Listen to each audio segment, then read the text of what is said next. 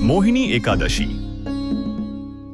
प्राचीन काल में सरस्वती नदी के तट पर भद्रावती नाम की नगरी थी, जहां द्युतिमान नामक राजा राज्य करता था। उसी नगर में धनपाल नामक एक वैश्य रहता था, जो अत्यंत धर्मात्मा, दानी और भगवान विष्णु का परम भक्त था। उसके 5 पुत्र थे, जिनमें सबसे बड़ा पुत्र दृष्टबुद्धि अत्यंत दुष्ट, पापी और बुरी संगति में पड़ गया था। वह जुआ, मद्यपान, परस्त्री गमन और अन्य नीच कर्मों में लिप्त रहता था।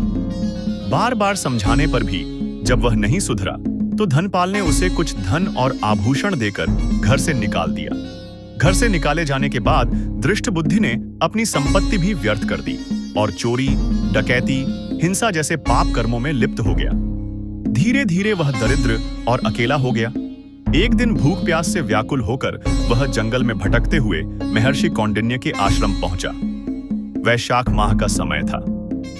मुनि कौंडिन्य गंगा स्नान करके लौट रहे थे। उनके भीगे वस्त्रों की छींटें दृष्टबुद्धि पर पड़ गईं, जिससे उसमें थोड़ी सद्बुद्धि जागृत हुई।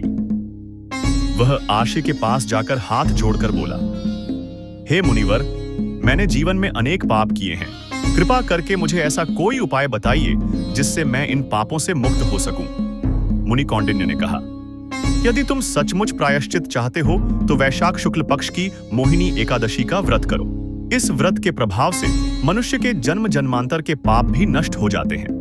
दृष्टबुद्धि ने विधि पूर्वक मोहिनी एकादशी का व्रत किया। व्रत के प्रभाव से उसके सारे पाप नष्ट हो गए और अंत में वह गरुड़ पर सवार होकर विष्णु लोक को गया। मोहिनी एकादशी का महात्म्य यह है कि इस व्रत को करने और इसकी कथा सुनने से हजारों गौदान के बराबर पुण्य मिलता है।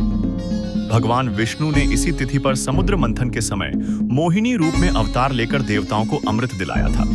इस व्रत से मनुष्य के सभी पाप, दुख और मोह का नाश होता है और मोक्ष की प्राप्ति होती है।